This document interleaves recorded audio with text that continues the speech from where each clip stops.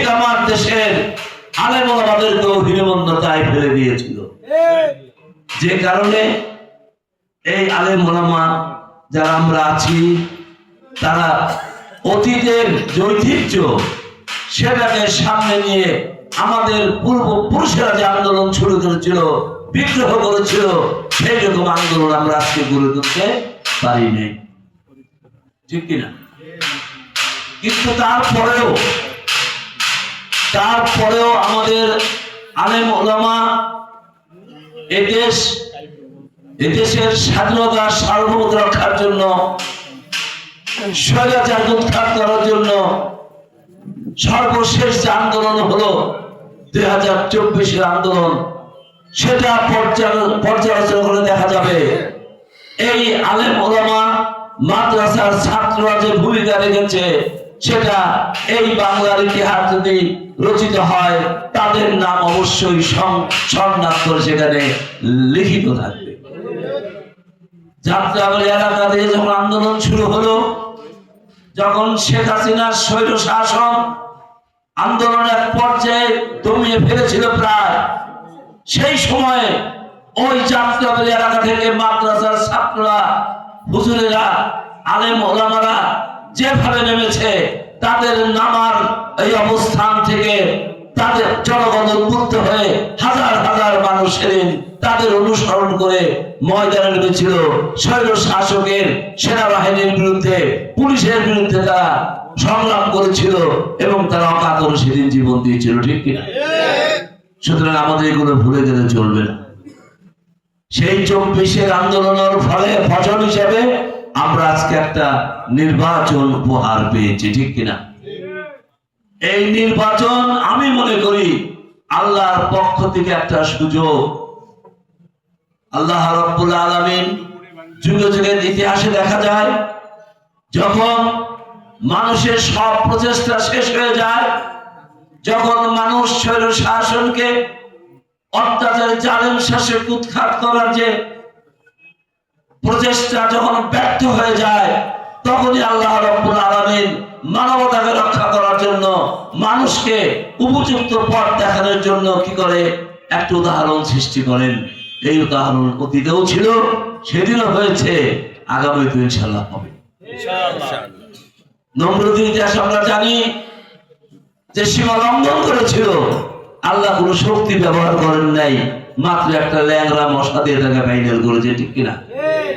ঠিক গত আন্দোলনে আমরা জামাত ইসলামী, বিএনপি সহ সব দল ঐক্যবদ্ধ হয়ে লক্ষ লক্ষ মানুষ সেদিন আমরা এই স্বৈর শাসক উৎখাত করার জন্য রাস্তায় নেমেছিলাম, কিন্তু তার একটা পশমের কাছে আমরা যাইতে পারি নাই, ঠিক কিনা? অথচ আল্লাহর খেলা দেখেন, আল্লাহ তারা কি করলেন, একটা সামান্য ছাত্র আন্দোলন যেটা হাসিনা ইচ্ছা করলে তাদের ডাক দিয়ে মাথায় হাত বলে সমাধান করতে পারতেন, কিন্তু আল্লাহ সেই সুযোগ দিলেন না। তার অহমিকা, তার ইগো, তার যে স্বৈরাচারী মনোভাব এমন অবস্থা সৃষ্টি করলো যে সে ওই ছাত্রদের আন্দোলনকে উড়িয়ে দেওয়ার জন্য, ধূলিসাৎ করার জন্য সেনাবাহিনী ব্যবহার করলো, আর্মি ব্যবহার করলো, আইন শৃঙ্খলা বাহিনীকে ব্যবহার করে তাদেরকে দমন করতে চাইলো। ছাত্ররা জীবন দিল, রক্ত দিল, প্রায় 2000 ছাত্র জনতা সেদিন শহীদ হয়ে গেল। এর মাধ্যমে হলো কি, ওই ছাত্রর মা বোনেরা এগিয়ে আসলো, তাদের সহপাঠীরা এগিয়ে আসলো, আশেপাশের জনগণ, কৃষক, শ্রমিক, মেহনত মানুষ সকলে এগিয়ে এসে সে আন্দোলন শরীক হলো। হাসিনার দেমাগ, হাসিনার যে অহংকার, তাকে উৎখাত করে দিয়ে তাকে দেশ ছেড়ে বিদেশে পাঠিয়ে দিল, ঠিক কিনা? সামান্য আন্দোলন। এই জন্য যুগে যুগে আল্লাহ তাআলা এটা আমাদের সামনে ইতিহাস হিসেবে উপস্থাপন করে রেখেছেন। যাই হোক, যে সুযোগ আমরা পেয়েছি, আমি খোলামেলা কথা বলতে চাই। আজকেও যদি আপনারা আপনাদের অবস্থান যেখানেই থাক না কেন, আপনারা যেখানে অবস্থান করেন না কেন, যদি আপনারা ঐক্যবদ্ধ হন, যদি আপনারা ইচ্ছা প্রকাশ করেন, যদি আপনারা ইত্মিনানের সাথে ডিটারমিনেশন সিদ্ধান্ত নেন, তাহলে বাংলাদেশের চেহারা আপনারা বদলায় দিতে পারেন ইনশাআল্লাহ। সেই সুযোগ আমরা বিভিন্ন ভাবে বদলাতে পারি, তার একটা উপায় হলো আগামী জাতীয় সংসদ নির্বাচন। এই নির্বাচনে আপনারা নীরবে নিভৃতে কোনো ভুল হাঙ্গামা না করে অত্যন্ত পরিকল্পিত ভাবে যদি কাজ করেন, তাহলে আপনারা এই নির্বাচনে সারা দেশে ব্যাপকভাবে ইসলামের পক্ষের শক্তিকে আপনারা বিজয়ী করতে পারবেন ইনশাআল্লাহ। যেমন ফরিদপুরের এই 3 আসনে, এই আসনে আমরা দাঁড়িপাল্লা মার্কা জামাত ইসলামী এই সিট ভাগে পেয়েছে। এই 10 দলীয় আলেম ওলামারা আমরা যদি ঐক্যবদ্ধ হই যে এই সিটে আমরা জামাতের ক্যান্ডিডেটকে বিজয়ী করব, এমন কোন শক্তি নাই এটাকে থামিয়ে রাখতে পারে। এই জন্য আপনাদের কাছে, সকলের কাছে সহযোগিতা চাই। সকলের কাছে আমি অনুরোধ করব, আপনারা আসেন ঐক্যবদ্ধ ভাবে দাঁড়িপাল্লাকে বিজয়ী করার জন্য মনের মনিকোটা থেকে সহযোগিতা করেন। দেখবেন সহজভাবে, অতি সহজেই আমরা ইনশাআল্লাহ দাঁড়িপাল্লাকে জাতীয় সংসদে পাঠাতে পারব ইনশাআল্লাহ। এইভাবে যদি আমরা সারা দেশে যেখানে ইসলামের পক্ষের ক্যান্ডিডেট আছে, বিভিন্ন দলের ক্যান্ডিডেট আছে, 10 দলের পক্ষের ক্যান্ডিডেট আছে, সবাই যদি আমরা একত্রে তার পক্ষে কাজ করি, তাহলে সেখান থেকে বিজয়ী করে আনা সম্ভব।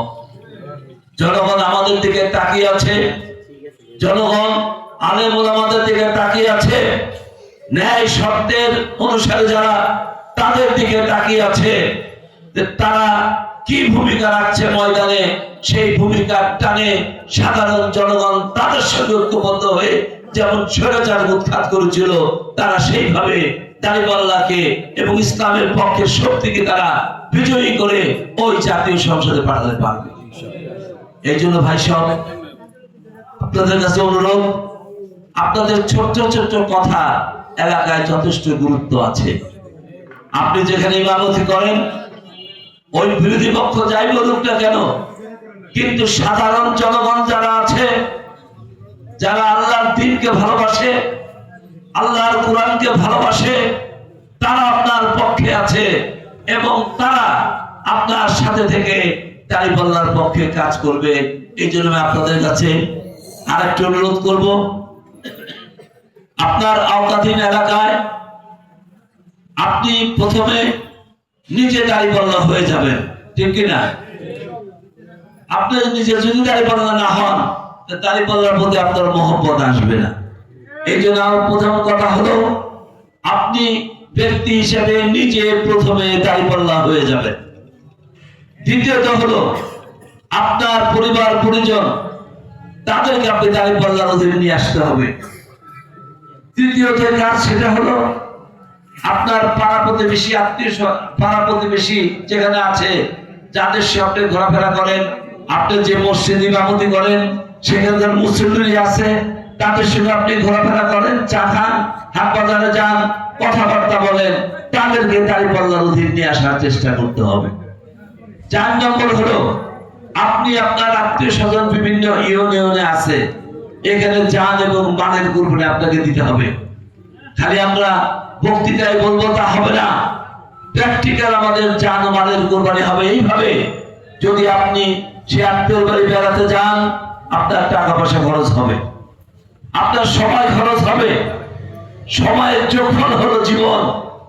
এই জন্য আল্লাহ তাআলা জান ও মাল দিয়ে আমাদের চেষ্টা করতে বলেছেন, আমরাও জান মাল দিয়ে দাঁড়িপাল্লাকে বিজয়ী করার চেষ্টা করব।